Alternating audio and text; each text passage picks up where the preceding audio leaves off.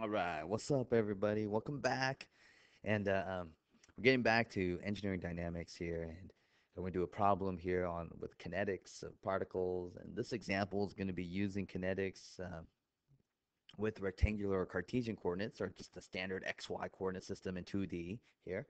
And what we're given is this problem here is that we have boxes that are transported by a conveyor belt or some way to this ramp here from A to B, and these boxes slide from A to B for a length of 6 meters.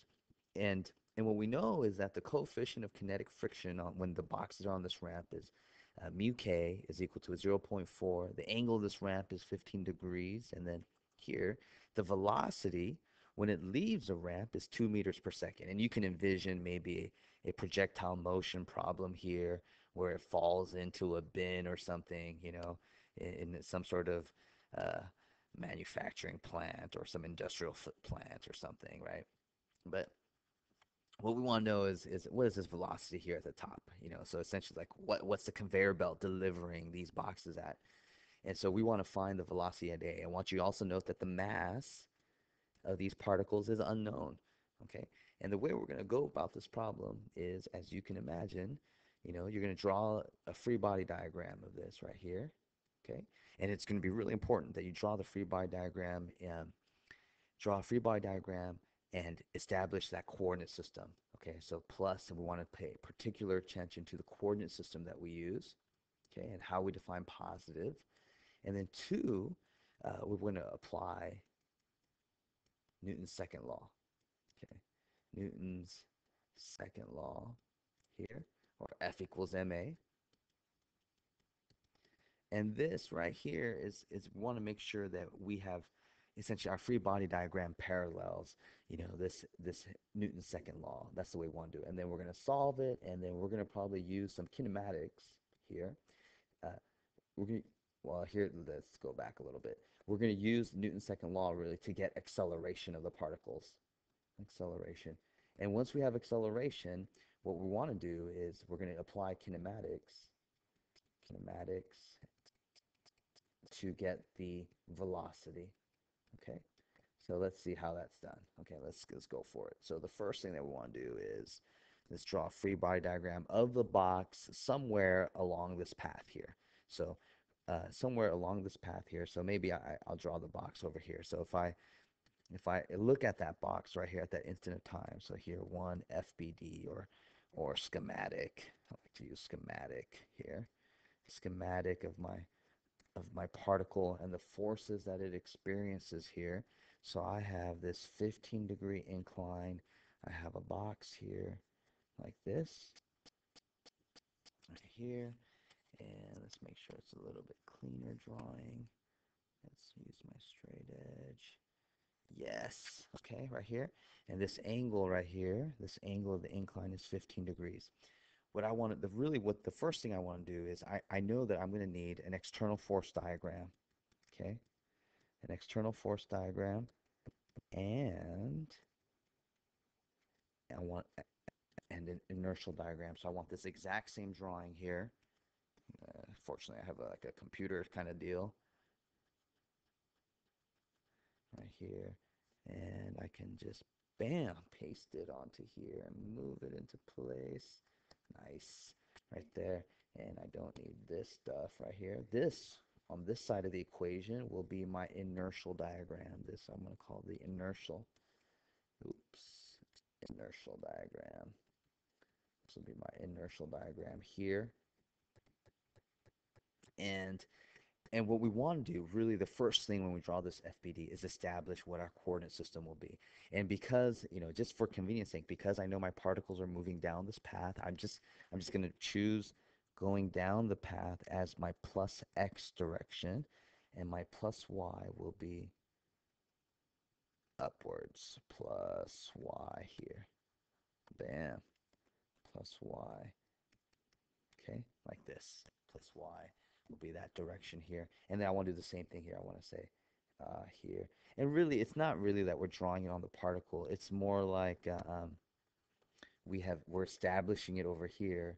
If this is my origin as plus x, and plus y like this right here. And we're just putting it here, these dotted lines, just so that we can draw the forces better and come up with angles and things.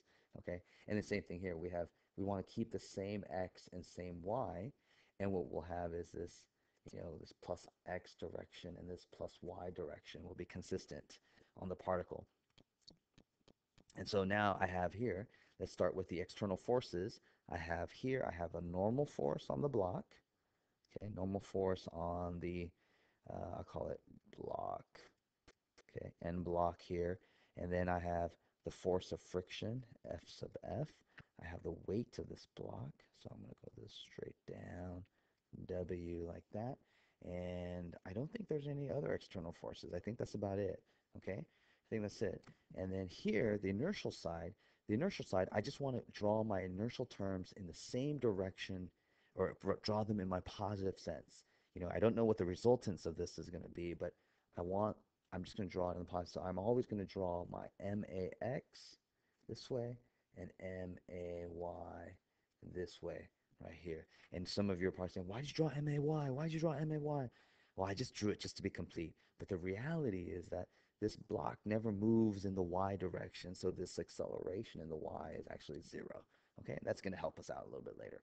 All right, so this is our external force diagram and our inertial force diagram. We've got to work out some geometry, and what's something you'll notice that this is 15 degrees, and just by, parallel lines and all that other stuff here, this is also 15 degrees. And what we're going to do is break this up. This weight is going to be broken up into, let me, 15 degrees right there. This weight here is going to be broken up into the a y component and an x component. Okay, so hopefully you can see that coming, but that's what we're going to be doing right here. And so now the next part here, once you have a good external force diagram and a good inertial diagram, then it's all about applying Newton's second law, or the equation of motion. Okay, apply F equals ma. Okay, apply F equals ma right here. And so here, what we're going to do is, because this F equals ma is a vector equation, we're going to break it up into components and look at one dimension at a time. So in the x direction, sum of the forces in the x equals max. My positive x is downwards this way. And so my equation here, by doing that, would be, I would have plus wx minus f of f is equal to, so here's my external force side, is equal to max. And just by pure geometry, we know that wx right here, if I could have, normally I would just write this as w sine of theta minus f of f equals max, like that. I would just run it there. I wouldn't even mess around with this wx business right here. Okay, then I want to do the sum of the forces in the y direction as well. Sum of the forces in the y equal to, here, here's my positive y orientation, and this would be may right here. So I would have, in the y direction, I'd have minus wy plus n block is equal to may, which we already said is 0, because our block never moves in the y directions here. And that just tells us that this w, and then again, I wouldn't normally write this wy, but this would be minus w cosine of theta, where theta is 15 degrees, plus n block is equal to 0. Okay, so that's good news. So what you see here is, you'll see that this w really is this unknown. This is mg sine theta minus, and if you recall the definition of the force of friction, F of F right here, is kinetic. Mu k times the normal force right here. Okay, so the coefficient times the normal force on the block right there. And this is this other equation to help us get rid of an unknown. So this right here is just mu k times n block here is equal to max. And so what we have in this equation here is, we have 1, 2, and 3 unknowns. So here I'll circle this one. I'll put a block around this one because it's a block.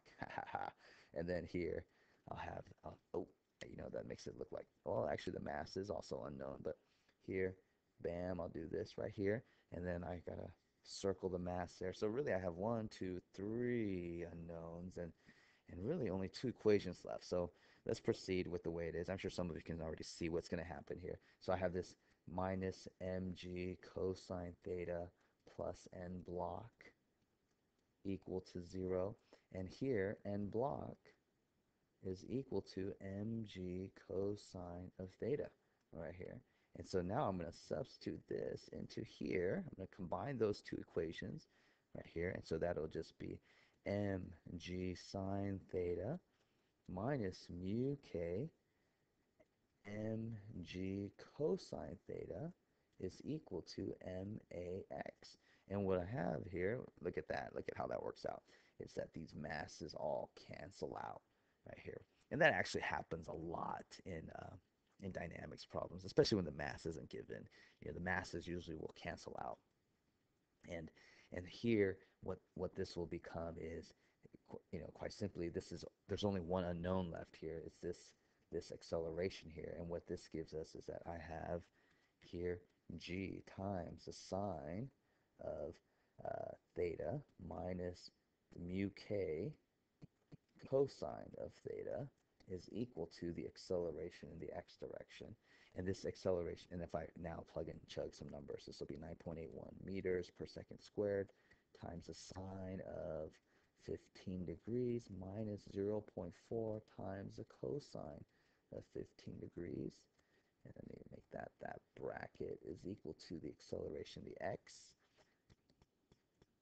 This acceleration in the x comes out to ax is minus 1.25 meters per second squared. And what this negative means is that the acceleration vector, or this inertial term, the acceleration vector is actually pointing the other way. So this particle going uh, part from point A to point B is actually decelerating due to friction, right? So here, so with that acceleration is a deceleration, okay? So this AX is actually, if I want to write this properly in vector form, is 1.25 meters per second squared this direction at 15 degrees. So an acceleration is provided uh, as long as you give a magnitude and a direction. That's your correct answer for acceleration. But that's not where we want to be. We also want to determine what the now we want to use our kinematics and determine what the velocity of this thing is when it reaches, or what it was at point A. Okay, and so here, our last part of this is to use our kinematic relationships, 2, 3, kinematics. And here I just have plain 1D motion, and because the only thing that's really acting, the only force that's contributing to acceleration, if you will, is gravity itself. I know that the acceleration is constant. Okay, so this is actually a case of constant acceleration. Okay, I don't have any sort of varying force to vary the acceleration. I'll have a constant force, weight, basically pushing down or causing it to move downwards. And so here, I have this constant acceleration case here. And that means, and what I also have in this case is I have the distance that this thing travels. The particle travels a distance of 6 meters. 6 meters right here.